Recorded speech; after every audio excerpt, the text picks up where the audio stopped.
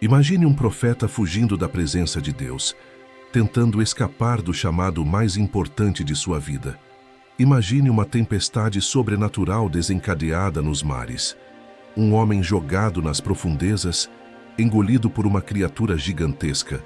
E 3 dias de escuridão absoluta que se tornariam prefiguração da maior ressurreição da história. Esta não é apenas a história de Jonas. É a revelação de um Deus que persegue incansavelmente aqueles que ele chama, que demonstra misericórdia aos mais improváveis e cujo amor transcende todas as fronteiras humanas. O que você está prestes a descobrir vai muito além de um homem e um grande peixe. É sobre o coração de Deus para as nações, sobre arrependimento genuíno e sobre como nossos preconceitos podem nos cegar para os propósitos divinos. Esta história contém um segredo profético que o próprio Jesus revelaria séculos depois, conectando Jonas diretamente à cruz e à ressurreição. Se você quer entender a misericórdia de Deus de uma forma que transformará sua visão sobre salvação, perdão e missão, inscreva-se agora, curta este vídeo e continue assistindo até o final. Mas para entender como tudo isso começou, precisamos voltar ao início, ao momento em que um profeta decidiu fazer o impensável: fugir de Deus. Você já se perguntou se é possível fugir de Deus? Você já tentou escapar de um chamado que parecia grande demais, pesado demais ou até injusto demais? A história de Jonas é uma das narrativas mais fascinantes e mal compreendidas de toda a Escritura. Muitos a conhecem como a história do homem que foi engolido por um peixe. Mas essa perspectiva superficial ignora as profundezas teológicas, os conflitos internos e as lições eternas que essa narrativa contém. Jonas não era um herói. Era um profeta preconceituoso, nacionalista e profundamente resistente à vontade de Deus. E exatamente por isso, sua história nos fala tão diretamente. Porque Jonas não é apenas um personagem do passado distante. Ele é um espelho que reflete nossas próprias lutas com obediência, misericórdia e os propósitos divinos que frequentemente contradizem nossas expectativas. Hoje você vai descobrir o que realmente aconteceu com Jonas, por que ele fugiu, o que Deus estava fazendo através dessa missão impossível e como essa história aponta profeticamente para Jesus Cristo. Prepare-se para uma jornada que desafiará seus conceitos sobre a graça de Deus e expandirá sua compreensão sobre seu amor pelas nações. A história de Jonas se passa no século 8, durante um período de intensa turbulência política no antigo Oriente Médio. Israel estava dividido em 2 reinos, Israel ao norte e Judá ao sul. E ambos viviam sob a constante ameaça do poderoso Império Assírio, cuja capital era Nínive. Os assírios eram conhecidos por sua crueldade sem precedentes. Decoravam as muralhas de suas cidades com as peles de seus inimigos, empilhavam cabeças decapitadas como troféus e espalhavam terror por onde conquistavam. Para um israelita como Jonas, Nínive não era apenas uma cidade estrangeira, era o símbolo vivo de tudo que eles temiam e odiavam. E foi exatamente para essa cidade que Deus chamou seu profeta. Não para pregar julgamento sem esperança, mas para oferecer uma oportunidade de arrependimento aos piores inimigos de Israel. Isso desafiava tudo o que Jonas acreditava sobre justiça divina, eleição nacional e merecimento. E sua resposta a esse chamado revelaria não apenas seu coração, mas o coração do próprio Deus. Deixe nos comentários sua cidade e estado. Queremos saber de onde você está nos acompanhando nessa jornada profunda pela Palavra de Deus. Agora que você entende por que esse tema é tão importante, vamos voltar no tempo e ver onde tudo começou. Quando um profeta recebeu a ordem mais desconcertante de sua vida, veio a palavra do Senhor a Jonas, filho de Amitai, dizendo: Levanta-te, vai à grande cidade de Nínive e clama contra ela, porque a sua malícia subiu até mim. Jonas 1:2. O chamado divino veio com clareza absoluta. Não havia ambiguidade, não havia espaço para interpretação. Deus estava enviando Jonas para proclamar julgamento sobre Nínive, a capital do império mais temido do mundo antigo. Mas observe o que o texto não diz. Deus não explicou por que escolheu Jonas especificamente. Não detalhou o plano completo. Não garantiu proteção ou sucesso. Simplesmente ordenou: levanta-te e vai. Este é o padrão dos chamados divinos ao longo da Escritura. Eles exigem fé, não compreensão completa. Jonas, filho de Amitai, era um profeta de Gat-Hefer, uma pequena aldeia no território de Zebulon, no reino do norte de Israel. Ele já havia profetizado anteriormente sobre a restauração das fronteiras de Israel durante o reinado de Jeroboão II, 2 Reis 14:25, e suas palavras haviam se cumprido. Era um profeta experiente, reconhecido, que conhecia a voz de Deus. Mas dessa vez, quando a palavra veio, algo dentro dele se rebelou violentamente contra o mandamento divino. A reação de Jonas foi surpreendente e reveladora. Jonas, porém, levantou-se para fugir da presença do Senhor para Tarsis. Jonas 1:3. Em vez de ir para o leste, em direção a Nínive, ele foi para o oeste, para o porto de Jope, moderna Jafa, procurando um navio que o levasse para Tarsis, provavelmente localizada na extremidade ocidental do Mediterrâneo, possivelmente na Espanha moderna. Era literalmente a direção oposta, o lugar mais distante que ele poderia alcançar no mundo conhecido da época.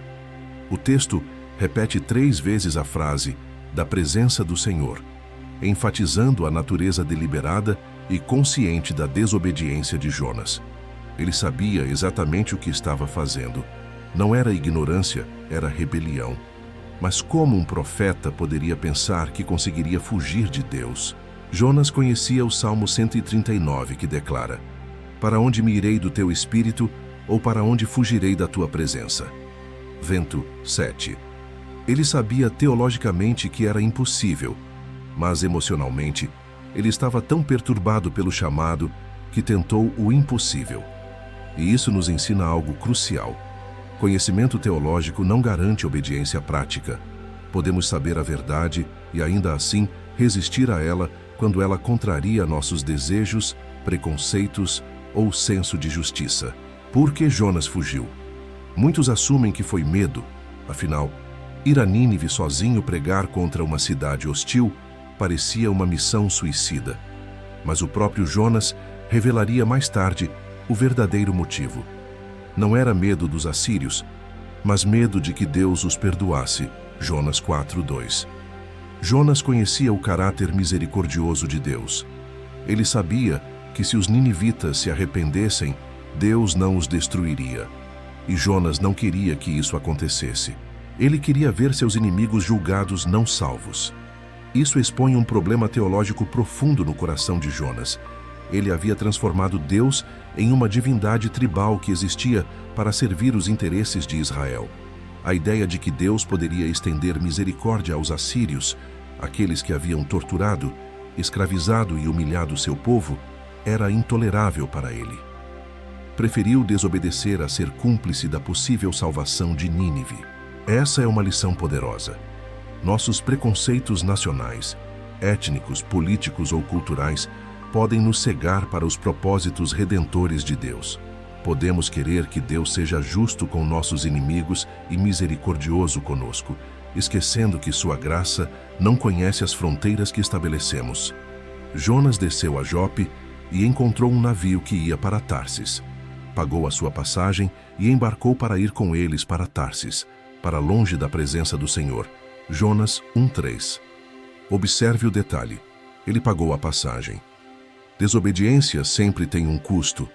Jonas estava disposto a investir seu próprio dinheiro para fugir do chamado de Deus. Quantas vezes fazemos o mesmo? Gastamos recursos, tempo, energia, dinheiro, relacionamentos, tentando evitar o que sabemos que Deus está nos pedindo para fazer. O navio partiu, afastando-se da costa de Israel. À medida que a terra desaparecia no horizonte, Jonas deve ter sentido um alívio temporário. Ele estava escapando. Estava se distanciando do peso da responsabilidade profética. Desceu à parte mais baixa do navio e dormiu profundamente, um sono que alguns comentaristas sugerem ser resultado de exaustão emocional, enquanto outros veem como insensibilidade espiritual. Mas o que Jonas não compreendia é que o Deus de quem ele estava fugindo não é limitado por geografia. O Criador dos mares e da terra seca já estava preparando uma lição que Jonas jamais esqueceria. Porque Deus não abandona aqueles que ele chama, mesmo quando eles o abandonam. Enquanto Jonas dormia, inconsciente das consequências de sua rebelião, Deus estava agindo. Mas o Senhor lançou sobre o mar um forte vento e fez-se no mar uma grande tempestade. E o navio estava a ponto de se despedaçar. Jonas 1:4. A palavra hebraica usada aqui para lançou é a mesma que será usada quando os marinheiros lançarem Jonas ao mar e quando Deus lançará a planta que daria sombra a Jonas. É uma palavra que indica a ação deliberada, intencional. Deus não estava permitindo uma tempestade natural. Ele estava orquestrando uma intervenção divina específica. Os marinheiros, homens experientes que haviam enfrentado inúmeras tempestades mediterrâneas, reconheceram imediatamente que esta era diferente. As ondas se erguiam como montanhas líquidas. O vento uivava com fúria sobrenatural e o navio rangia sob pressão impossível. O terror tomou conta da tripulação. Em seu desespero, cada um clamava ao seu Deus e lançavam ao mar a carga que estava no navio, para o aliviarem do peso dela. Jonas 1:5. Pagãos desesperados clamando a seus deuses, enquanto o profeta do Deus verdadeiro dormia nas profundezas do navio. A ironia é devastadora e intencional. Como você lida com a desobediência em sua vida? Você reconhece quando está fugindo de Deus? Deixe seu comentário e compartilhe sua reflexão. Mas o que aconteceu a seguir forçaria Jonas a confrontar sua rebelião de uma forma que ele jamais imaginou. Enquanto a tempestade devastava o navio e a tripulação lutava pela sobrevivência, Jonas permanecia em sono profundo nas profundezas da embarcação. O capitão, incrédulo diante de tal comportamento em meio ao caos, desceu e encontrou o profeta dormindo. Chegou-se a ele o mestre e lhe disse: "Que tens, ó dorminhoco? Levanta-te, invoca o teu Deus. Talvez assim Deus se lembre de nós, para que não pereçamos." Jonas 1:6. A cena é carregada de ironia divina. Um capitão pagão exortando o profeta hebreu a orar. O homem que deveria estar intercedendo pelas nações estava sendo confrontado por um gentio sobre sua negligência espiritual. Isso nos lembra que Deus pode usar qualquer pessoa, até aqueles que não o conhecem, para despertar seus servos de sua letargia espiritual. Jonas acordou abruptamente, confrontado pela realidade da qual tentava escapar. Os gritos de pânico, o balanço violento do navio, o som das ondas ameaçadoras, tudo isso o trouxe de volta ao dilema que havia tentado fugir. Ele sabia, naquele momento, que não havia escapatória real. Deus o havia alcançado no meio do mar. No convés, a tripulação havia chegado a uma conclusão. Alguém entre eles havia ofendido gravemente os deuses, e essa tempestade era julgamento divino. Disseram uns aos outros: "Vinde e lancemos sortes, para que saibamos por causa de quem nos sobreveio este mal." E lançaram sortes, e a sorte caiu sobre Jonas. Jonas 1:7. O costume de lançar sortes era comum no mundo antigo para discernir a vontade divina. E neste caso, Deus soberanamente dirigiu o resultado para expor o profeta fugitivo. Todos os olhos se voltaram para Jonas, olhares cheios de medo, confusão e acusação. As perguntas vieram em rápida sucessão. "Declara-nos tu agora, por causa de quem nos sobreveio este mal. Que ocupação é a tua? De onde vens? Qual é a tua terra? E de que povo és tu?" Jonas 1:8. Eram perguntas práticas que buscavam identificar quem era esse estrangeiro e que ofensa ele poderia ter cometido. Sob a pressão do interrogatório e diante da evidência inegável da intervenção divina, Jonas não pôde mais esconder a verdade. Era hora de confessar. A confissão de Jonas foi tanto teológica quanto pessoal. Respondeu-lhes: "Sou hebreu e temo ao Senhor, o Deus do céu, que fez o mar e a terra seca." Jonas 1:9. Observe a ironia profunda dessa declaração. Jonas identificou-se como alguém que teme ao Senhor Mas um homem que verdadeiramente teme a Deus não foge de sua presença. Ele descreveu Deus como o Criador dos céus, do mar e da terra seca, exatamente os elementos que estavam sendo usados para confrontá-lo. O mar que ele pensou que o separaria de Deus era, na verdade, criação de Deus e estava sob seu controle absoluto. A confissão teológica de Jonas estava correta, mas sua vida estava em total contradição com ela. Isso nos ensina uma lição crucial.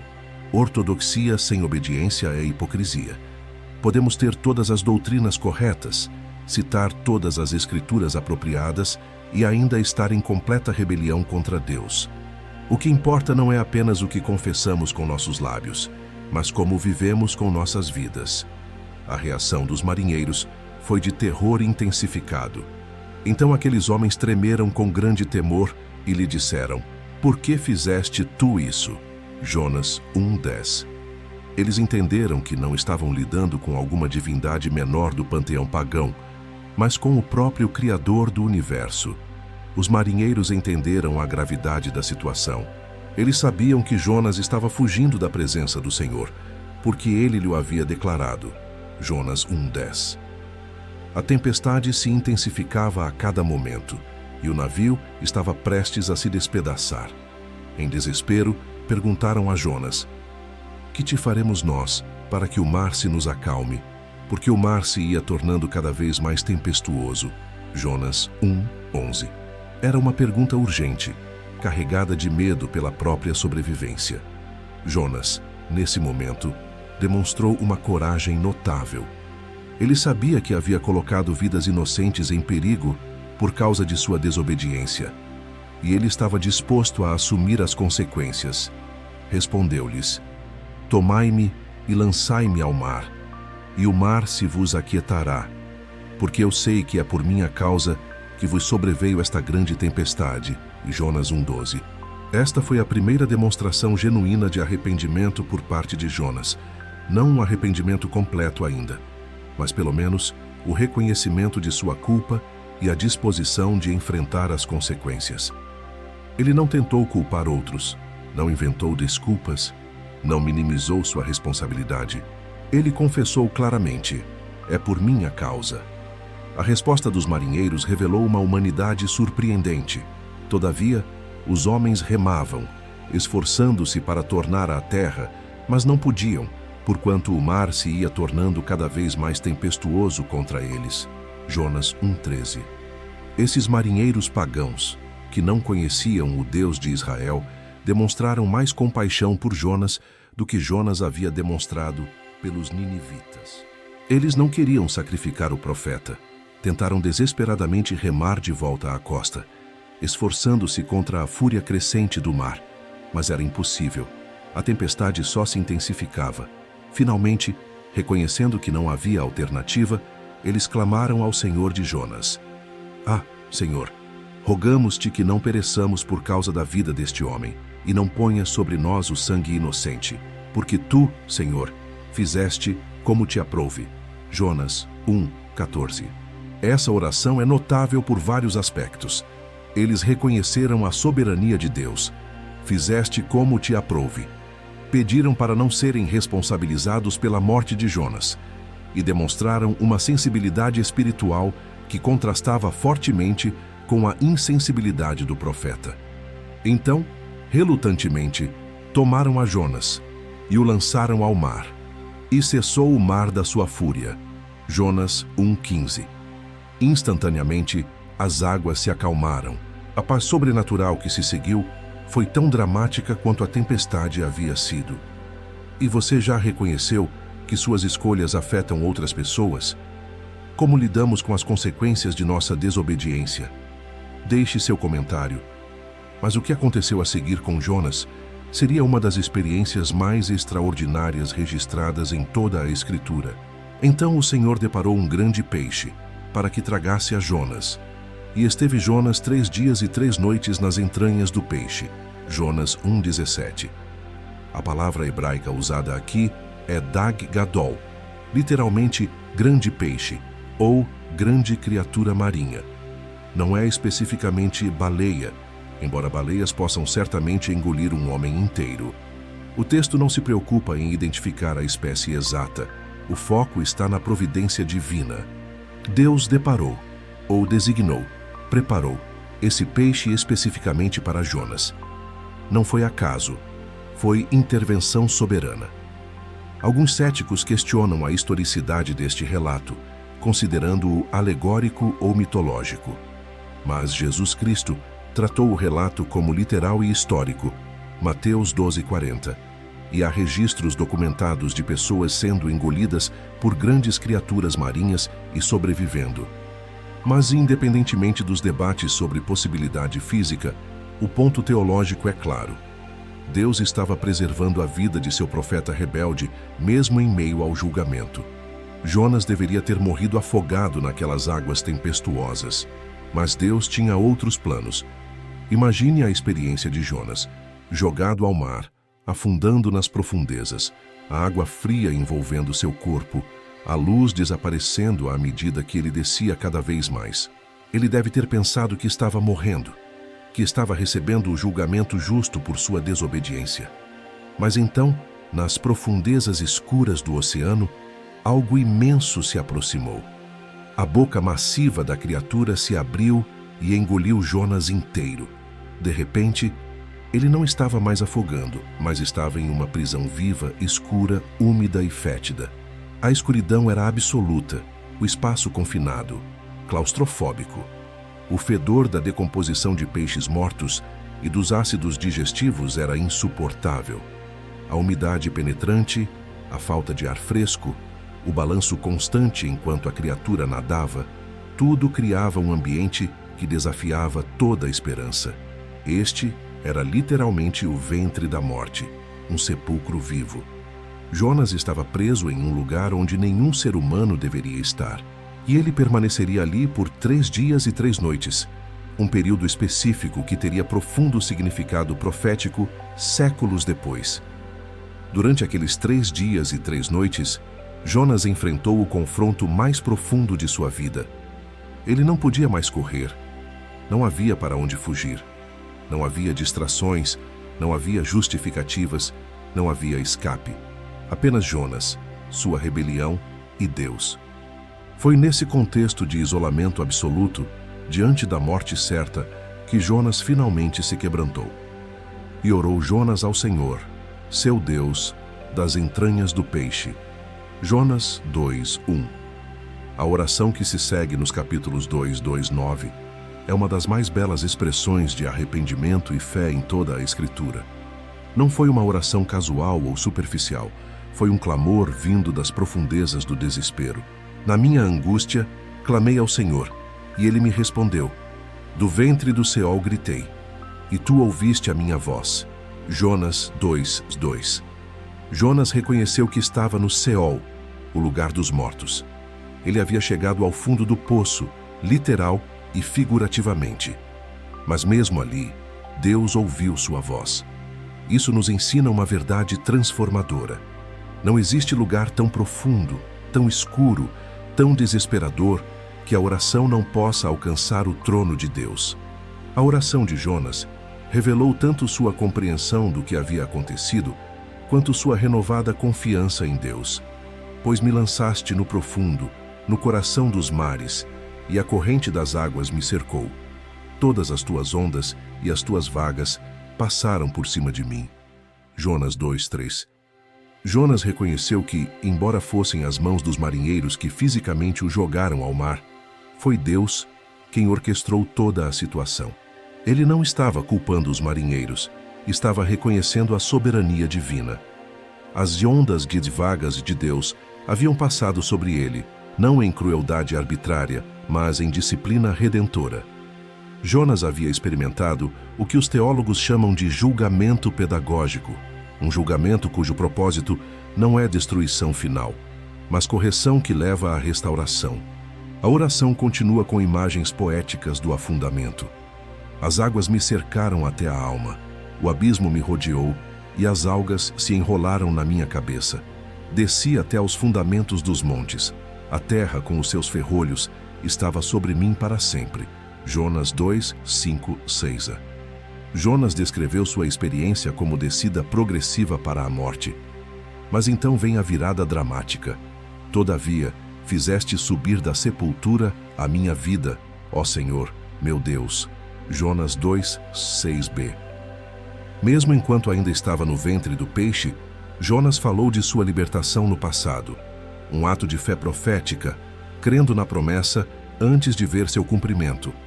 A oração de Jonas culminou com um voto de gratidão e obediência renovada.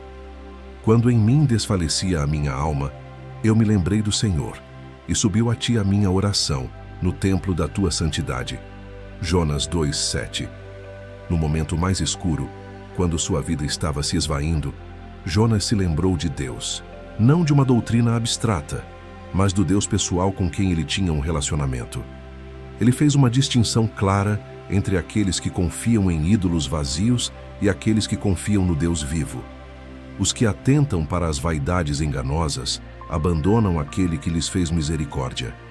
Mas eu, com a voz do agradecimento, te oferecerei sacrifícios, o que votei pagarei. A salvação vem do Senhor.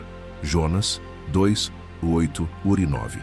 Essa última frase, a salvação vem do Senhor, é a declaração teológica central não apenas da oração de Jonas, mas de toda a narrativa. Salvação não vem de esforço humano, mérito pessoal ou nacionalidade privilegiada. Vem exclusivamente do Senhor. E se Jonas agora reconhecia isso para si mesmo, essa mesma verdade se aplicaria também aos ninivitas. Deus havia transformado o coração do profeta nas profundezas do mar. E quando a lição foi aprendida, quando o arrependimento foi genuíno, Deus agiu, falou, pôs o Senhor ao peixe, e este vomitou a Jonas na terra seca. Jonas 2:10.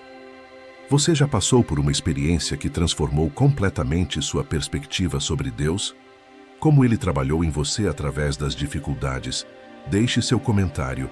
Mas o que aconteceu a seguir testaria se a transformação de Jonas era genuína ou superficial. Jonas foi expelido violentamente do ventre do peixe, provavelmente em alguma praia deserta da costa mediterrânea. Imagine a cena. Um homem coberto de fluidos digestivos, com a pele descorada pela falta de sol, as roupas deterioradas pelos ácidos, o corpo enfraquecido por 3 dias sem comida ou água potável. Mas ele estava vivo. Ele havia experimentado uma ressurreição simbólica, um novo começo concedido pela graça divina. Séculos depois, Jesus apontaria para esse evento como prefiguração de sua própria morte e ressurreição. Pois assim como esteve Jonas 3 dias e 3 noites no ventre do grande peixe, assim o Filho do Homem estará 3 dias e 3 noites no coração da terra. Mateus 12:40. Jonas não sabia naquele momento, mas sua experiência estava prenunciando o evento mais importante da história humana. Enquanto se recuperava naquela praia, respirando ar fresco, sentindo o calor do sol, Jonas teve tempo para processar tudo o que havia acontecido. A tempestade, os marinheiros, a descida às profundezas, a escuridão do ventre do peixe, a oração desesperada. E agora, inexplicavelmente, estava vivo novamente. Era uma segunda chance que ele não merecia, mas que Deus misericordiosamente concedeu. Então veio a palavra do Senhor segunda vez a Jonas, dizendo: Levanta-te e vai à grande cidade de Nínive e prega contra ela a mensagem que eu te digo. Jonas 3, 1, 2. O chamado era idêntico ao primeiro, mas desta vez não havia fuga no coração de Jonas. A experiência no ventre do peixe havia quebrado sua obstinação. Ele havia aprendido que não se pode fugir de Deus, que desobediência tem consequências dolorosas e que a misericórdia divina é maior que nossa rebelião. E levantou-se Jonas e foi a Nínive, segundo a palavra do Senhor. Jonas 3:3. Desta vez, obediência imediata, sem argumentos, sem desvios, sem tentativas de negociação. Jonas se levantou e foi. Essa é a essência da obediência madura. Não é concordar apenas quando entendemos ou aprovamos, mas submeter-se à vontade de Deus, mesmo quando ela contradiz nossos desejos. O caminho de Jonas da costa mediterrânea até Nínive, na Mesopotâmia, era longo e árduo. Centenas de quilômetros através de desertos implacáveis, montanhas íngremes e territórios hostis. A jornada levaria semanas, possivelmente meses.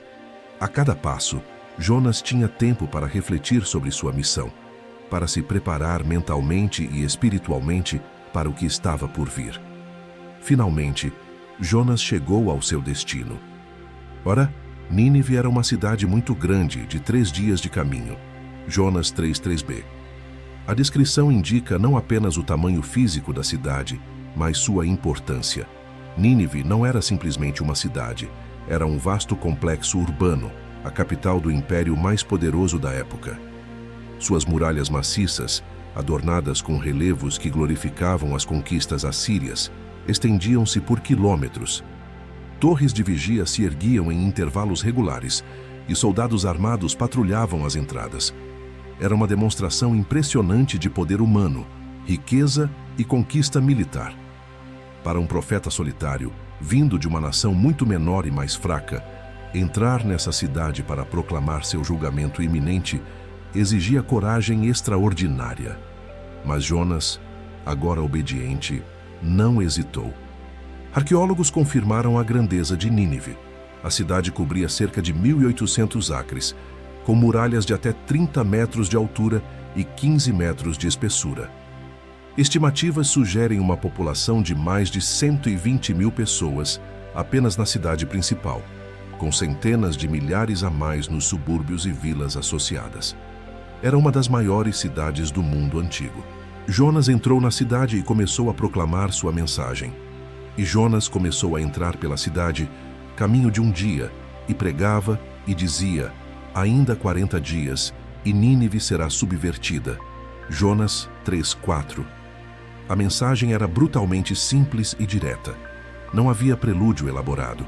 Não havia contexto diplomático. Não havia condições explícitas. Era uma declaração pura de julgamento iminente.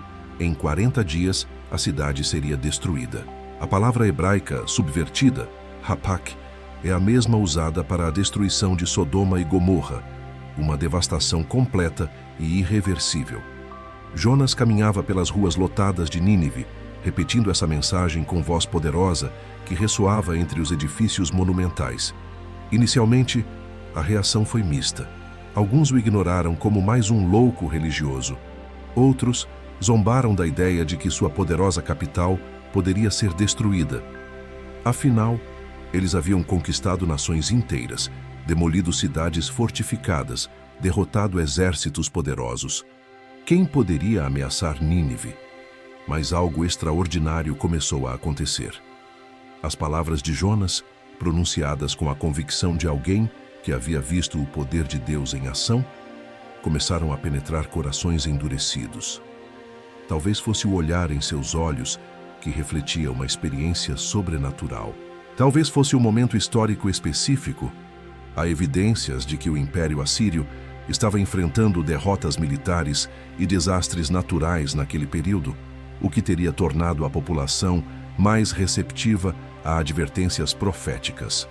Ao final do primeiro dia de pregação, o rumor sobre o profeta estrangeiro e seu presságio sinistro havia alcançado todos os cantos de Nínive, chegando até o palácio real. A mensagem de Jonas era clara, mas o que não estava explícito na proclamação, e que os ninivitas intuíram, era uma oportunidade implícita para arrependimento. Os 40 dias não eram apenas uma contagem regressiva para a destruição inevitável. Eram uma janela de tempo para a possível transformação. Esse é um padrão consistente na profecia bíblica. Advertências de julgamento quase sempre incluem oportunidade implícita ou explícita para arrependimento. Como Ezequiel declararia séculos depois: porventura tenho eu prazer na morte do ímpio? Diz o Senhor Jeová.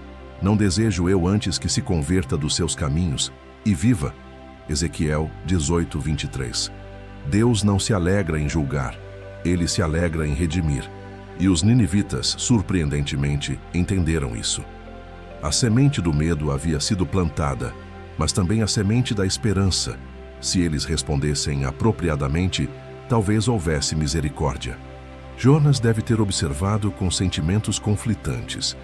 Parte dele esperava que eles ignorassem a mensagem, confirmando seus piores preconceitos sobre eles. Mas outra parte, a parte transformada pela experiência no peixe, sabia que Deus estava oferecendo graça até mesmo aos piores inimigos de Israel. Você já foi chamado para fazer algo que contradiz seus preconceitos? Como respondeu? Deixe seu comentário. Mas o que aconteceu no dia seguinte chocaria o próprio profeta e mudaria o destino de uma nação inteira. Quando o sol nasceu sobre Nínive no dia seguinte à pregação de Jonas, uma transformação extraordinária começou a se manifestar. E os homens de Nínive creram em Deus e proclamaram um jejum e vestiram-se de pano de saco, desde o maior até ao menor. Jonas 3:5. Esta simples frase descreve um dos maiores avivamentos espirituais já registrados na história. Uma cidade inteira, não apenas alguns indivíduos ou um grupo religioso específico, mas toda a população, desde o maior até ao menor, respondeu à mensagem profética com arrependimento genuíno. Eles creram em Deus. Não apenas acreditaram intelectualmente que o julgamento estava vindo, mas colocaram sua confiança no Deus de Israel. E essa fé se manifestou em ações concretas. Proclamaram jejum e vestiram-se de pano de saco, os sinais culturais tradicionais de luto, humilhação e arrependimento. As ruas que ontem fervilhavam com atividade comercial, negociações barulhentas e celebrações pagãs agora estavam silenciosas, repletas de pessoas curvadas em oração, cobertas com tecidos rústicos de penitência. Os mercados, normalmente cheios de mercadores vorazes e compradores pechinchando, permaneciam praticamente desertos. Em vez disso, grupos se reuniam para orar, chorar e buscar misericórdia do Deus que haviam ofendido. A notícia sobre o profeta hebreu e sua mensagem de julgamento chegou ao palácio real, ao coração do poder assírio. E chegou esta notícia ao rei de Nínive, e ele se levantou do seu trono, e tirou de si as suas vestes, e cobriu-se de pano de saco, e sentou-se sobre cinza. Jonas 3:6. A resposta do rei foi notável por sua humildade radical. Este era o monarca mais poderoso do mundo conhecido, acostumado a usar os mais finos mantos púrpura e sentar-se em um trono adornado com ouro e marfim. Ele comandava exércitos que aterrorizavam nações. Governantes de outras terras se curvavam diante dele em submissão. Mas agora, confrontado com a palavra do Deus de Israel, ele abandonou todos os símbolos de seu poder e autoridade. Despiu-se de suas vestes reais, cobriu-se com saco grosseiro e sentou-se sobre cinzas, a postura mais baixa possível, reservada para luto extremo e humilhação profunda. Não havia orgulho, não havia tentativa de negociar de posição de força, não havia apelo à sua própria importância. Apenas rendição completa diante da soberania divina. Essa cena prefigura o que Jesus diria séculos depois: todo o que a si mesmo se exaltar será humilhado, e aquele que a si mesmo se humilhar será exaltado. Lucas 18:14. Mas o rei não se contentou com arrependimento pessoal. Ele emitiu um decreto oficial, que foi proclamado por toda Nínive, e fez uma proclamação, e a publicou em Nínive, pelo decreto do rei e dos seus grandes, dizendo: nem homens, nem animais, nem bois, nem ovelhas provem coisa alguma, nem se lhes dê pasto, nem bebam água. Mas os homens e os animais estarão cobertos de pano de saco, e clamarão fortemente a Deus, e se converterão, cada um do seu mau caminho e da violência que há nas suas mãos. Jonas 3:7 e 8. Este decreto real é extraordinário por várias razões. Primeiro, ele ordenou um jejum universal. Não apenas pessoas, mas até os animais deveriam participar do lamento coletivo. Isso pode parecer estranho para a mentalidade moderna, mas na cultura antiga, incluir os animais domésticos no jejum intensificava a dramaticidade do arrependimento nacional. O mugido do gado faminto, misturado aos lamentos humanos, criava uma sinfonia de penitência que subia aos céus. Segundo, o decreto enfatizou que manifestações externas, jejum, pano de saco, deveriam ser acompanhadas por transformação interior genuína. Clamarão fortemente a Deus, oração fervorosa, não ritual vazio.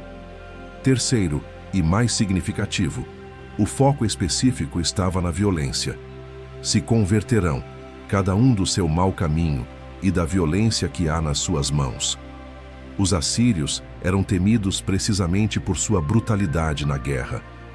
O rei agora ordenava explicitamente o abandono dessa violência que havia definido a identidade nacional assíria. O decreto concluiu com uma nota de esperança humilde. Quem sabe se voltará a Deus e se arrependerá e se apartará do furor da sua ira, de sorte que não pereçamos? Jonas 3:9. A frase "quem sabe" revela uma compreensão profunda da natureza da graça. O rei não presumiu automaticamente que seu arrependimento garantiria perdão. Ele reconheceu que misericórdia não pode ser exigida ou merecida, apenas esperada humildemente.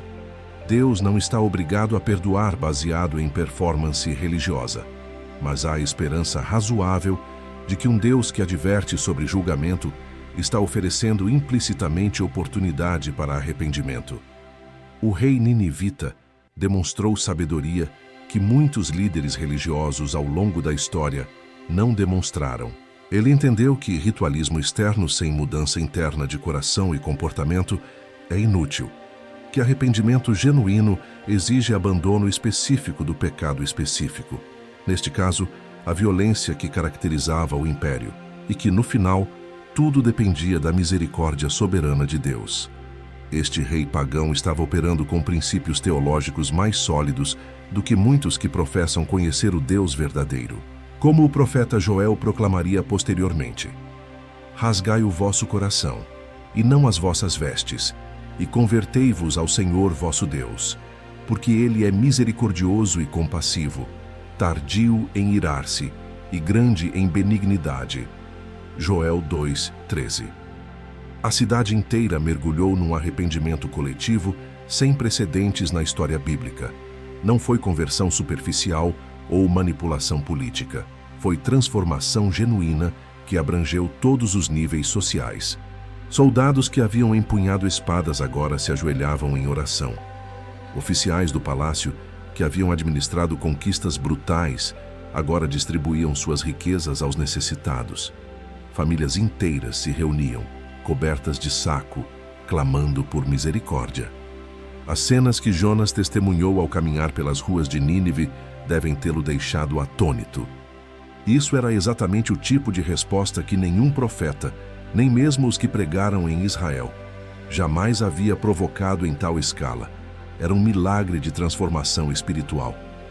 Mas no coração de Jonas, ao invés de alegria pela possível salvação dessas almas, um sentimento perturbador começou a crescer: inquietação com a possibilidade de que Deus realmente perdoaria os inimigos históricos de Israel. Jonas ainda lutava com seus preconceitos profundamente enraizados. A experiência no peixe havia produzido obediência externa, mas não havia completamente transformado suas atitudes internas. E isso nos ensina uma lição importante. Transformação espiritual é frequentemente um processo gradual. Deus pode nos levar à obediência em uma área enquanto ainda trabalha em outras áreas de nosso coração. Jonas obedeceu no ato de ir e pregar, mas ainda precisava ser transformado em sua compreensão da misericórdia divina.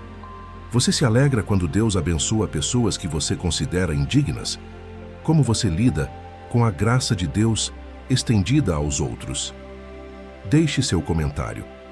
Mas o que aconteceu a seguir revelaria se Deus realmente perdoaria uma cidade tão cheia de pecado. O arrependimento de Nínive alcançou os céus, e Deus viu as obras deles, como se converteram do seu mau caminho, e Deus se arrependeu do mal que tinha dito lhes faria, e não o fez. Jonas 3:10. A frase "Deus se arrependeu" frequentemente confunde leitores modernos, sugerindo que Deus mudou de ideia como se tivesse cometido um erro. Mas a palavra hebraica "nacham" aqui significa mudou seu curso de ação, em resposta a uma mudança na condição humana. não indica inconstância divina, mas sim a consistência do caráter de Deus. Ele sempre responde ao arrependimento genuíno com misericórdia, como o profeta Jeremias explicaria. No momento em que eu falar contra uma nação, e contra um reino para arrancar, e para derrubar, e para destruir, se a tal nação, porém, contra a qual falar se converter da sua maldade, também eu me arrependerei do mal que pensava fazer-lhe. Jeremias 18, 7 e 8. Deus não é um tirano caprichoso. Ele é consistentemente misericordioso com aqueles que se arrependem. Nínive deveria ter sido destruída. Sua maldade era real, documentada, terrível. Mas quando a cidade inteira, do rei ao menor cidadão, se voltou para Deus com arrependimento genuíno, Deus respondeu com perdão. Não houve período probatório, não houve redução de sentença. A cidade foi completamente perdoada. O julgamento anunciado foi revogado. Este deveria ser o momento de maior alegria para Jonas. Ele havia cumprido uma missão profética, com sucesso incomparável na história de Israel. Nenhum outro profeta viu uma resposta tão massiva e rápida à sua mensagem. Uma cidade inteira de gentios se converteu ao Deus verdadeiro. Era um triunfo ministerial extraordinário. Mas observe a reação de Jonas. Porém, isso desagradou extremamente a Jonas, e ele ficou irado. E Jonas 4:1. A palavra hebraica traduzida como desagradou extremamente, literalmente significa foi mal aos olhos de Jonas, um grande mal. Jonas não estava apenas desapontado, ele estava profundamente perturbado, considerando o perdão de Nínive como algo terrível. Sua ira não era contra o pecado deles, mas contra a misericórdia de Deus para com eles. Isso revela quão profundamente distorcida sua perspectiva havia se tornado. Ele estava mais preocupado com sua própria reputação. Será que pareceria um falso profeta, já que a destruição não veio? E com seus preconceitos nacionais do que com a salvação de 120.000 almas. Jonas estava irritado, não porque sua mensagem falhou, mas porque teve sucesso demais. Resultou em arrependimento e perdão ao invés de julgamento e destruição. Ele queria ver seus inimigos destruídos, não salvos. A oração de Jonas, neste momento, expõe o verdadeiro motivo de sua fuga inicial. E orou ao Senhor e disse: Ah, Senhor, não foi esta a minha palavra, estando ainda na minha terra? Por isso me preveni, fugindo para Tarsis, pois sabia que és Deus compassivo e misericordioso, longânimo e grande em benignidade, e que te arrependes do mal. Jonas 4:2. Finalmente, a verdade completa é revelada. Jonas não fugiu por medo dos ninivitas, fugiu porque conhecia o caráter de Deus. Ele sabia que Deus é compassivo e misericordioso, longânimo e grande em benignidade. Essa é quase uma citação direta de Êxodo 34, 6 e 7, onde Deus revelou seu caráter a Moisés. Jonas conhecia perfeitamente a teologia da graça divina, mas ele não queria que essa graça fosse estendida a Nínive. Para Jonas, Deus estava sendo misericordioso demais, compassivo demais, paciente demais, com pessoas que não mereciam. Ele queria que Deus operasse com justiça estrita contra os assírios, enquanto operava com misericórdia para Israel. Não percebia a contradição. Se Deus tratasse todos com justiça estrita, Israel também seria destruído, pois Israel também havia pecado gravemente. A misericórdia que Jonas queria para si mesmo e sua nação, ele negava aos outros. Essa é a essência da hipocrisia religiosa que Jesus condenaria séculos depois. A oração de Jonas terminou com um pedido chocante. Agora, pois, ó Senhor, tira-me a vida, porque melhor me é morrer do que viver. Jonas 4:3. Esse é o segundo pedido de morte de Jonas no livro. O primeiro foi quando pediu aos marinheiros que o lançassem ao mar. Mas enquanto o primeiro demonstrava algum senso de responsabilidade por colocar outros em perigo, este segundo era puramente egoísta. Jonas preferia morrer a viver num mundo onde Deus perdoava os ninivitas. Isso não era martírio nobre, era birra espiritual. Ele estava essencialmente dizendo: se você não vai destruir meus inimigos, então eu não quero viver. A desproporção emocional é impressionante. mais perturbado pelo perdão de Nínive do que pela própria experiência de quase morrer no mar. A resposta de Deus foi surpreendentemente gentil, considerando tal atitude. E disse o Senhor: é razoável essa tua ira? Jonas 4:4.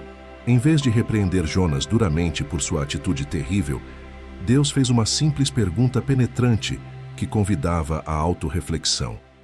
Deus estava perguntando: você tem boas razões para estar com raiva?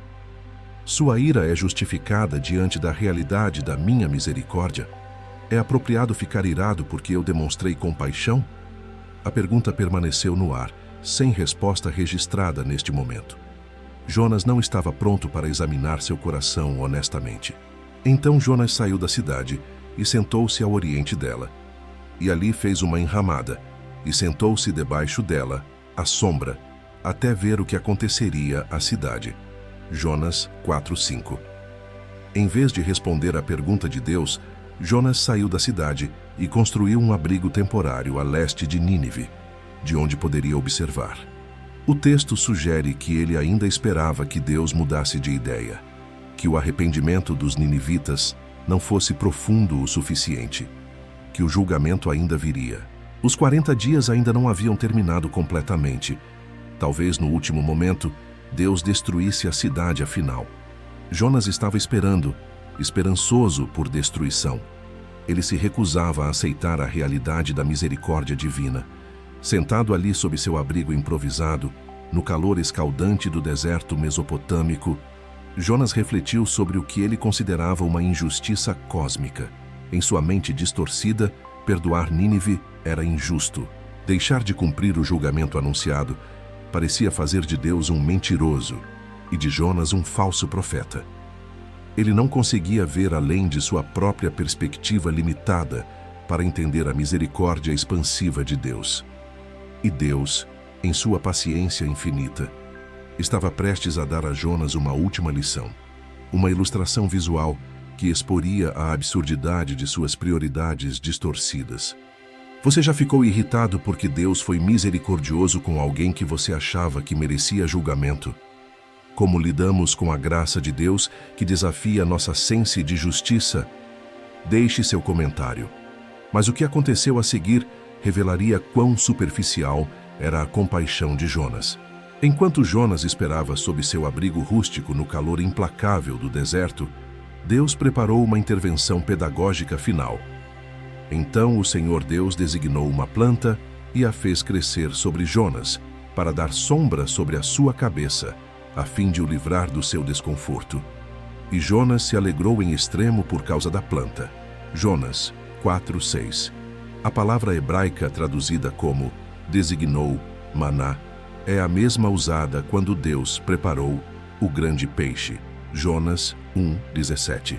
Deus estava orquestrando soberanamente cada elemento da lição que estava prestes a ensinar. A planta, possivelmente uma aboboreira ou mamona, conhecida por seu crescimento rápido e folhas grandes, cresceu milagrosamente em uma única noite e forneceu sombra adicional ao profeta mal-humorado. O alívio foi imenso. O abrigo improvisado de Jonas oferecia proteção limitada contra o sol escaldante do meio-dia. A planta criou uma camada adicional de sombra que tornava o calor suportável. E observe a reação de Jonas. Ele se alegrou em extremo por causa da planta.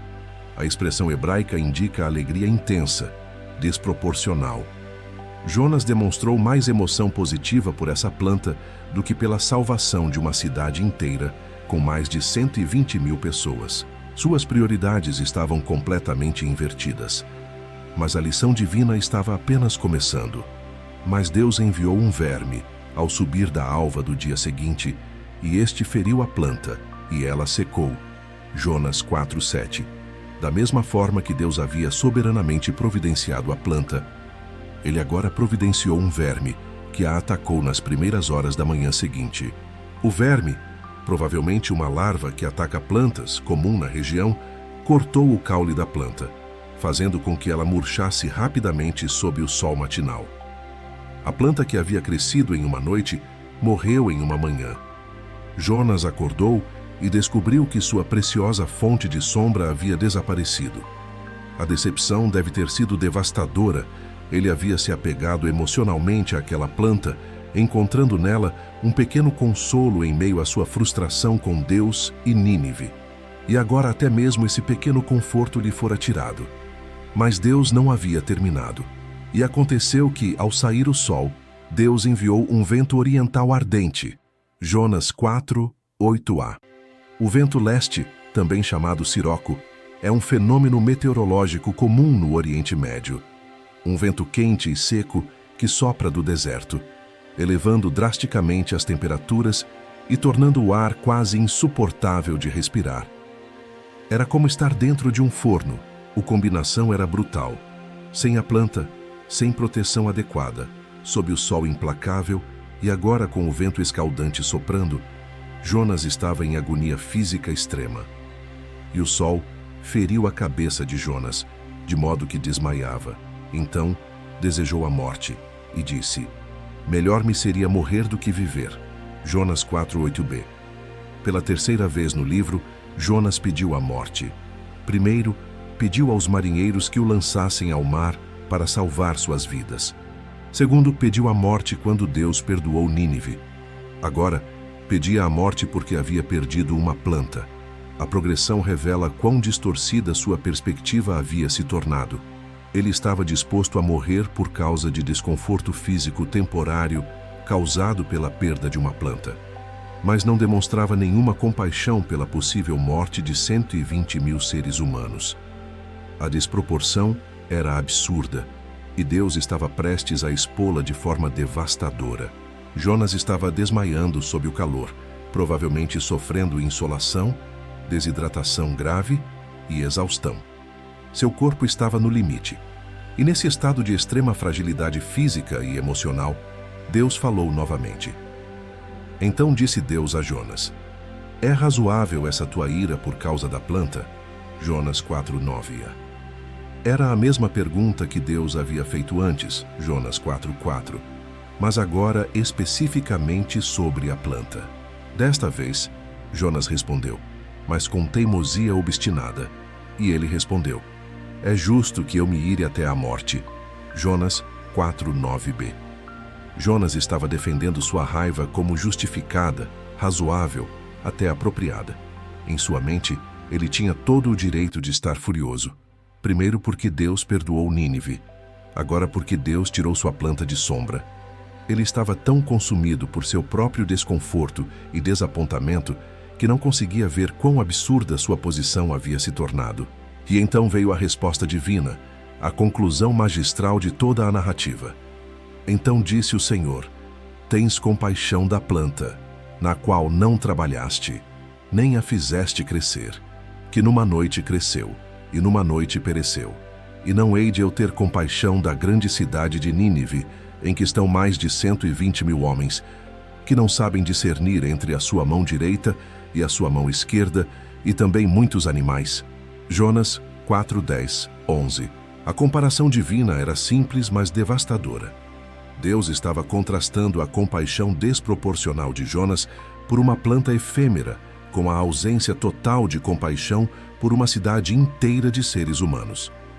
Vamos examinar os elementos dessa comparação divina final. Primeiro, a planta.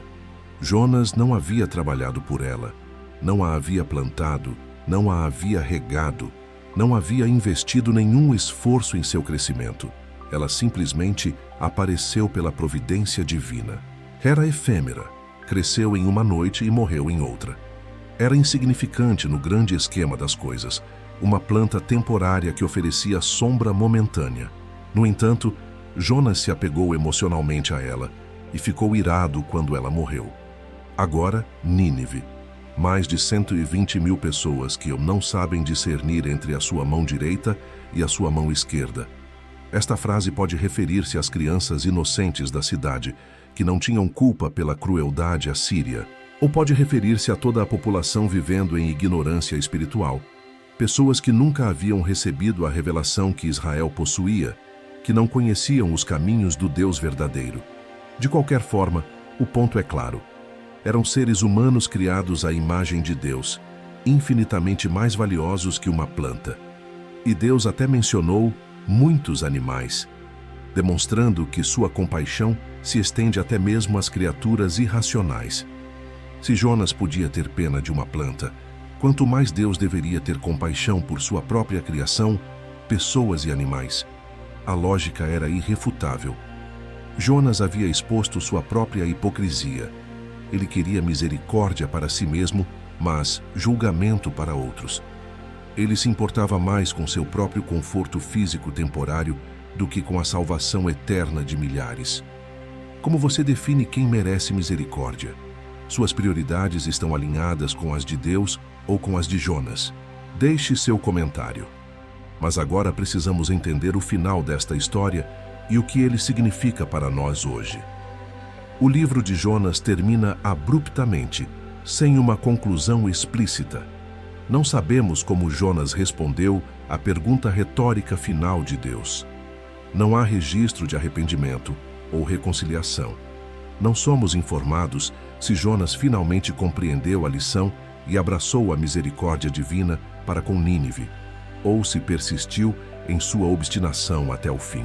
Esse final em aberto é intencional e profundamente significativo. Ao deixar a história sem resolução clara, o autor está convidando cada leitor a se colocar no lugar de Jonas. A pergunta final de Deus não é dirigida apenas ao profeta do século 8 a.U.C. É dirigida a cada um de nós que lê essa narrativa. Não deveria eu ter compaixão? É uma pergunta que ainda espera resposta em nossos próprios corações. O silêncio de Jonas diante dessa pergunta final é eloquente. Talvez ele não tivesse resposta. Talvez estivesse sendo confrontado com uma verdade tão desconfortável que não conseguia articular uma defesa. Talvez, pela primeira vez, estivesse realmente começando a entender quão limitada, distorcida e egoísta sua perspectiva havia sido. A ausência de resposta registrada nos convida a fornecer nossa própria resposta. Concordamos com Deus ou com Jonas? Abraçamos a misericórdia expansiva de Deus ou nos apegamos a nossos próprios preconceitos estreitos? O contraste entre Jonas e os ninivitas é impressionante ao longo de toda a narrativa. Os marinheiros pagãos mostraram mais compaixão por Jonas do que Jonas demonstrou pelos ninivitas. Eles tentaram desesperadamente salvá-lo antes de lançá-lo ao mar. O rei de Nínive demonstrou mais humildade espiritual do que o profeta hebreu. Imediatamente, se despojou de sua realeza e se sentou em cinzas. Os ninivitas responderam à pregação com arrependimento massivo e imediato. Jonas respondeu ao perdão de Deus com raiva e ressentimento. Gentios ignorantes se mostraram mais receptivos à palavra de Deus do que o profeta que a carregava. Essa inversão de expectativas é central à mensagem do livro. Deus não é limitado por nossas categorias humanas de quem é digno e quem não é. Ele não está preso às nossas divisões étnicas, nacionais, culturais ou religiosas. Sua misericórdia transcende todas as fronteiras que estabelecemos. E, frequentemente, aqueles que pensamos estar mais distantes de Deus estão mais abertos a Ele do que aqueles que presumem estar perto. Jesus ecoaria esse tema repetidamente. Publicanos e prostitutas entrando no reino antes dos fariseus. Um centurião romano demonstrando mais fé do que qualquer israelita. Uma mulher samaritana sendo evangelista. Um coletor de impostos sendo justificado ao invés do religioso orgulhoso. A mensagem é clara e desconfortável. Nossa proximidade religiosa não garante nossa aprovação divina, e aqueles que julgamos indignos podem estar mais próximos do coração de Deus do que imaginamos. O livro de Jonas estabeleceu fundamentos teológicos que ressoariam através dos séculos. Primeiro, demonstrou a universalidade da preocupação divina. Deus não é o Deus tribal de uma única nação. Ele é o Criador e sustentador de toda a humanidade. Sua oferta de redenção não está limitada aos descendentes de Abraão.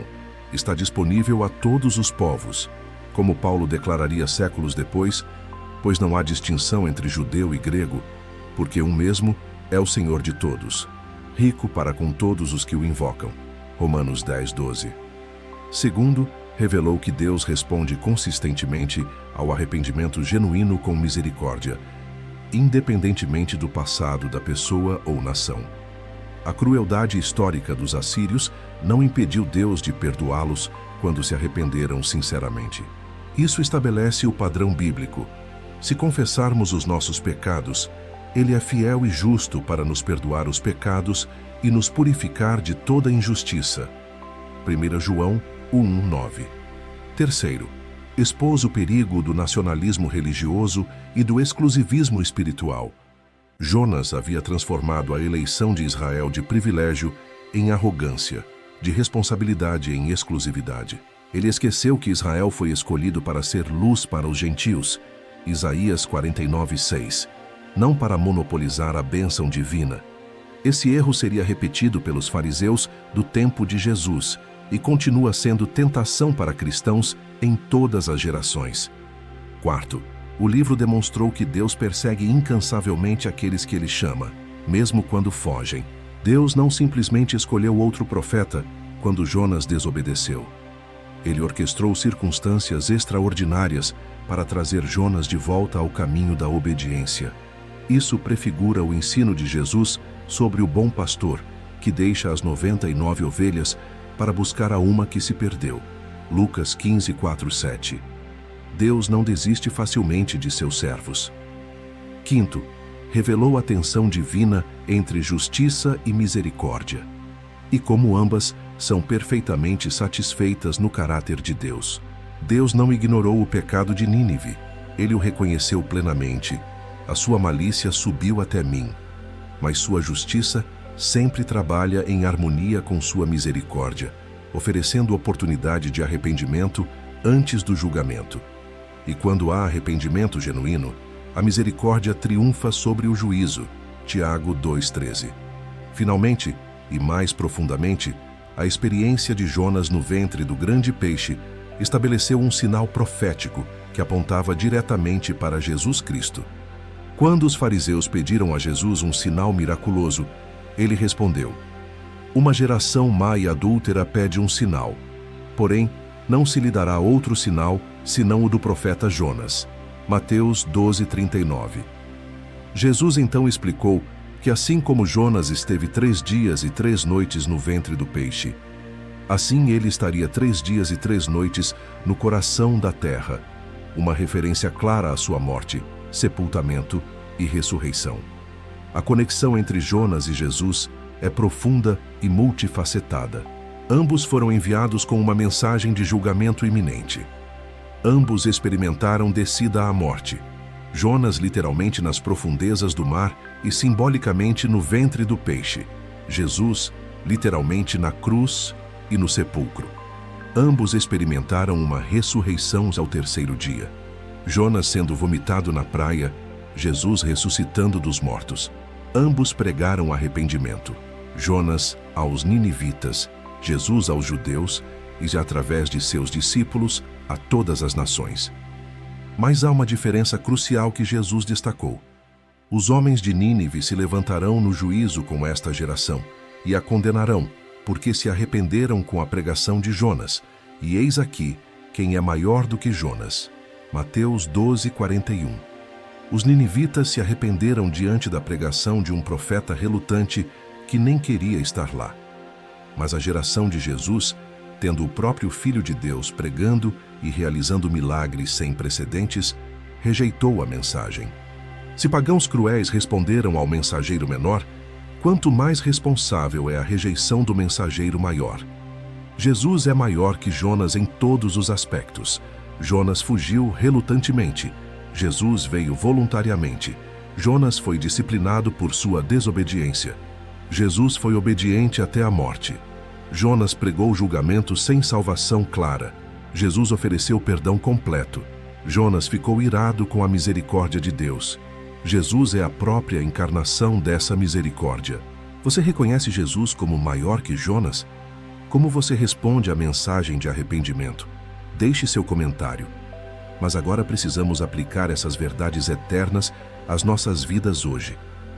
A história de Jonas funciona como um espelho espiritual que reflete não apenas a alma do profeta rebelde, mas potencialmente a nossa também. Ao examinarmos as atitudes e ações de Jonas, podemos descobrir aspectos perturbadores de nossa própria condição espiritual que preferíamos não confrontar. Primeiro, Jonas nos mostra o perigo de confundir conhecimento teológico com maturidade espiritual. Jonas podia recitar perfeitamente os atributos de Deus: compassivo e misericordioso, longânimo e grande em benignidade. Jonas 4:2. Mas esse conhecimento não havia transformado seu coração.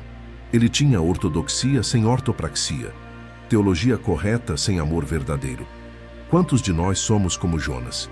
Podemos citar versículos, explicar doutrinas, debater teologia, mas nossa vida diária contradiz tudo o que professamos crer. Sabemos que devemos amar nossos inimigos, mas nutrimos ressentimentos. Falamos de graça, mas julgamos implacavelmente. Pregamos perdão, mas nos recusamos a perdoar. Como Tiago adverte, sede cumpridores da palavra, e não somente ouvintes, enganando-vos a vós mesmos. Tiago 1:22. Conhecimento sem transformação é hipocrisia espiritual. Segundo, Jonas exemplifica nossa tendência à compaixão seletiva e desproporcional. Ele se importava profundamente com seu próprio desconforto, tanto que desejou morrer quando perdeu a sombra de sua planta, mas não demonstrou nenhuma compaixão pelo destino de 120.000 pessoas. Não fazemos o mesmo constantemente. Nos angustiamos com pequenos inconvenientes pessoais, um comentário ofensivo, um compromisso cancelado, um conforto negado, enquanto permanecemos indiferentes ao sofrimento imenso ao nosso redor. Consumimos-nos por problemas triviais pessoais, enquanto ignoramos crises humanitárias massivas. Gastamos mais energia reclamando de pequenos aborrecimentos do que intercedendo por aqueles que sofrem genuinamente. Nossa compaixão é frequentemente inversamente proporcional à distância. Quanto mais próximo de nós, mais nos importamos. Quanto mais distante, mais indiferentes nos tornamos. Jonas se importava com uma planta que o afetava diretamente. Não se importava com uma cidade que estava geograficamente e emocionalmente distante. Paulo nos convida a uma perspectiva radicalmente diferente. Nada façais por contenda ou por vanglória, mas por humildade. Cada um considere os outros superiores a si mesmo. Não atente cada um para o que é propriamente seu, mas cada qual também para o que é dos outros. Filipenses 2:3-4. Terceiro, Jonas ilustra nossa resistência à transformação espiritual profunda. Apesar de ter vivenciado um milagre extraordinário no ventre do peixe, uma intervenção divina que deveria tê-lo transformado completamente, Jonas manteve suas atitudes básicas inalteradas. Ele obedeceu externamente, foi a Nínive, mas seu coração permaneceu fechado à visão mais ampla de Deus para as nações. A experiência física não garantiu mudança interior. Isso nos confronta com uma realidade desconfortável. Podemos ter experiências espirituais profundas, momentos de grande emoção religiosa, respostas miraculosas a orações e ainda assim retornar rapidamente aos nossos padrões antigos de pensamento e comportamento. Frequentamos conferências poderosas, temos encontros transformadores na adoração, recebemos palavras proféticas impactantes, mas semanas depois estamos vivendo exatamente como antes. Por quê? Porque transformação verdadeira requer mais do que experiência. Requer rendição contínua da vontade, renovação constante da mente e aplicação disciplinada da verdade. Como Paulo escreveu, e não vos conformeis com este mundo, mas transformai-vos pela renovação do vosso entendimento. Romanos 12:2. Experiências espirituais são catalisadores, não substitutos, para o trabalho contínuo de santificação. Quarto, Jonas revela nossa tentação de querer controlar e limitar a graça divina. Jonas estava disposto a que Deus fosse misericordioso com Israel, mas não com Nínive. Ele queria estabelecer os parâmetros da misericórdia divina. Estes merecem, aqueles não. Estes são dignos, aqueles são indignos. Fazemos exatamente o mesmo. Criamos categorias de pecados, piores e melhores, de pecadores, recuperáveis e irrecuperáveis. Decidimos quem merece segunda chance e quem não merece. Estabelecemos limites para a paciência de Deus. Ele não deveria perdoar aquela pessoa depois do que ela fez. Transformamos a graça em algo que podemos administrar e controlar, esquecendo que, por definição, graça é favor imerecido que não pode ser limitado por nossos critérios humanos. Quando Jesus contou a parábola dos trabalhadores na vinha, Mateus 21:16, aqueles que trabalharam o dia inteiro ficaram indignados porque os que trabalharam apenas 1 hora receberam o mesmo pagamento. A resposta do dono da vinha expõe nossa presunção. Não me é lícito fazer o que quiser do que é meu, ou é mau o teu olho porque eu sou bom. Mateus 20:15. A generosidade de Deus não é injustiça, é graça. E graça, por natureza, é injusta, dá o que não é merecido. Quinto, Jonas demonstra o perigo de permitir que preconceitos culturais, nacionais ou étnicos contaminem nossa fé. Jonas não conseguia separar sua identidade israelita de sua teologia. Para ele, Deus existia primariamente para servir os interesses de Israel. E qualquer ação divina que potencialmente beneficiasse os inimigos de Israel era vista como traição. Essa fusão de fé com nacionalismo é perigosamente comum.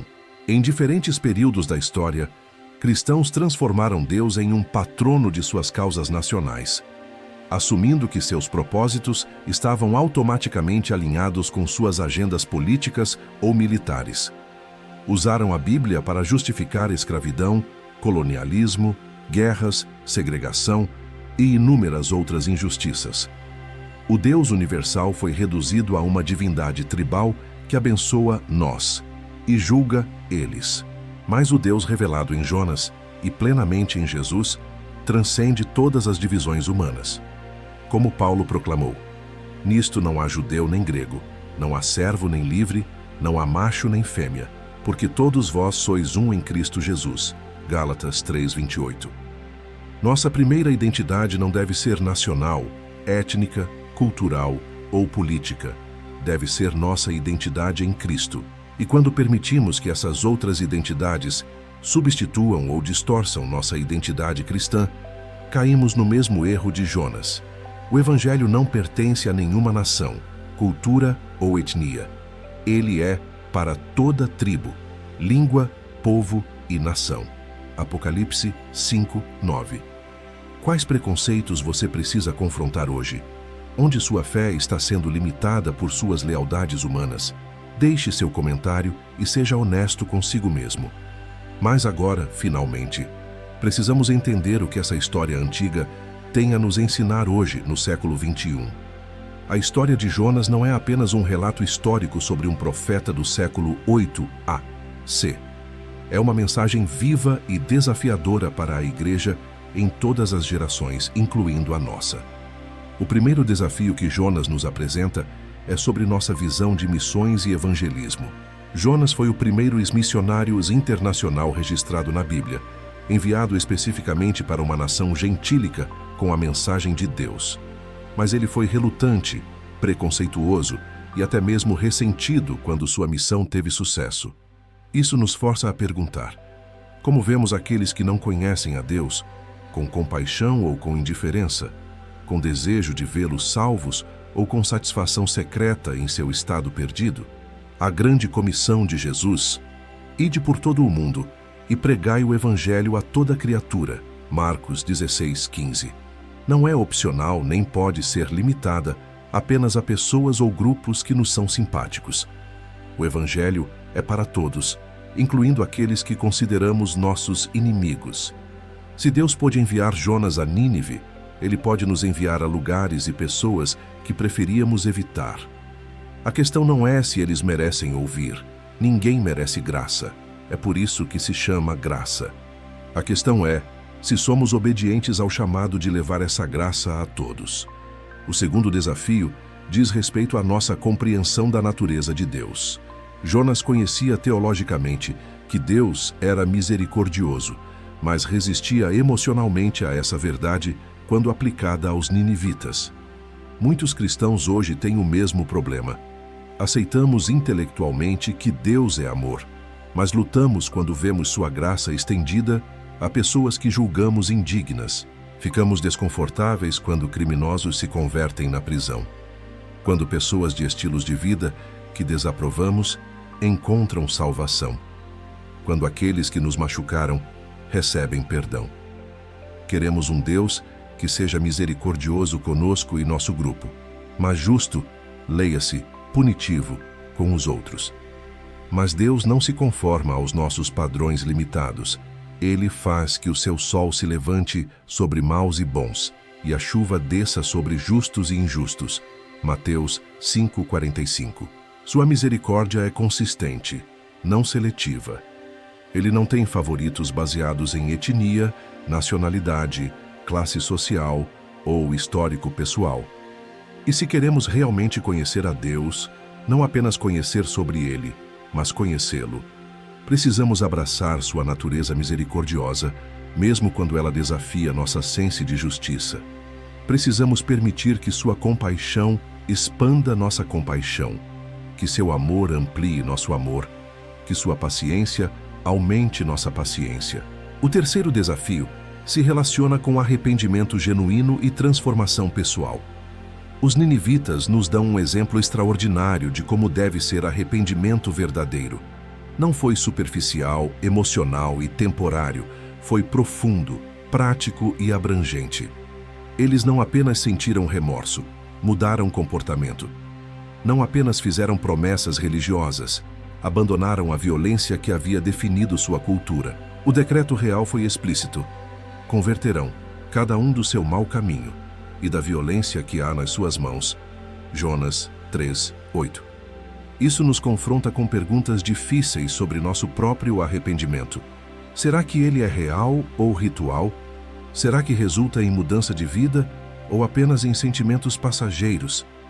João Batista exigiu dos que vinham a ele: produzi, pois, frutos dignos de arrependimento. Mateus 3:8. Frutos, resultados visíveis, transformação prática, evidência concreta de mudança interior. Não basta frequentar igreja, participar de rituais, fazer confissões verbais. Arrependimento verdadeiro altera prioridades, transforma relacionamentos, muda comportamentos, reorienta valores. Os ninivitas deixaram de ser conhecidos por crueldade, pelo menos temporariamente, durante o período do arrependimento. Do que precisamos deixar de ser conhecidos? Que pecados caracterizam nossa vida que deveriam ser abandonados completamente? O quarto desafio tem a ver com nossa resposta ao chamado de Deus, especialmente quando esse chamado parece difícil, inconveniente ou contra-intuitivo. Jonas tentou fugir porque o chamado de Deus contradisse suas preferências pessoais e preconceitos nacionais. Quantas vezes fazemos o mesmo? Deus nos chama para perdoar alguém que nos magoou profundamente, mas resistimos porque eles não merecem. Deus nos chama para servir em um ministério específico, mas fugimos porque não é confortável ou não nos dá visibilidade. Deus nos chama para dar generosamente, mas hesitamos porque queremos segurança financeira acima de obediência. Deus nos chama para testemunhar a alguém, mas nos esquivamos porque tememos rejeição. A história de Jonas nos lembra que fugir de Deus nunca funciona. Ele é persistente, criativo e soberano o suficiente para nos alcançar onde quer que estejamos. Mas também nos mostra que obediência, mesmo quando tarde e relutante, ainda é melhor do que rebelião contínua. Jonas finalmente foi a Nínive, e Deus o usou poderosamente, apesar de suas atitudes imperfeitas. Isso não desculpa sua atitude, mas demonstra que Deus pode trabalhar através de vasos rachados. A questão não é se somos perfeitos, mas se somos disponíveis. Como Samuel disse ao rei Saul: eis que o obedecer é melhor do que o sacrificar. 1 Samuel 15:22. O desafio final e mais profundo é sobre nossa própria necessidade da mesma misericórdia que Jonas relutava em estender aos ninivitas. A ironia suprema da história é que Jonas, que precisou ser resgatado das profundezas do mar por pura graça divina, não queria que essa mesma graça fosse estendida a outros. Ele recebeu segunda chance, mas não queria que Nínive recebesse. Ele experimentou perdão imerecido, mas resistiu quando Deus o ofereceu aos assírios. E nisso, Jonas representa cada um de nós. Todos nós somos receptores da graça de Deus, misericórdia que não merecemos, perdão que não ganhamos, amor que não conquistamos, porque pela graça sois salvos, por meio da fé, e isto não vem de vós, é dom de Deus. Não vem das obras, para que ninguém se glorie. Efésios 2:8-9. Se fomos salvos por graça, como podemos negar graça a outros? Se fomos perdoados, como podemos nos recusar a perdoar? Se Deus foi paciente conosco, como podemos ser impacientes com outros? A medida de nossa compreensão da graça que recebemos é revelada na graça que estendemos. Jesus foi claro: bem-aventurados os misericordiosos, porque eles alcançarão misericórdia. Mateus 5:7. E na parábola do servo impiedoso, Mateus 18:21-35, ele advertiu severamente contra receber perdão, mas recusar perdoar. A história de Jonas termina com uma pergunta sem resposta. E essa pergunta agora é nossa. Abraçaremos a misericórdia de Deus que se estende além de nossas fronteiras, preconceitos e expectativas? Ou ficaremos como Jonas, amargurados porque Deus é mais gracioso do que preferíamos? Como você responderia à pergunta final de Deus? Compartilhe nos comentários sua reflexão honesta. Mas agora é hora de entendermos como aplicar tudo isso em nossa vida espiritual prática.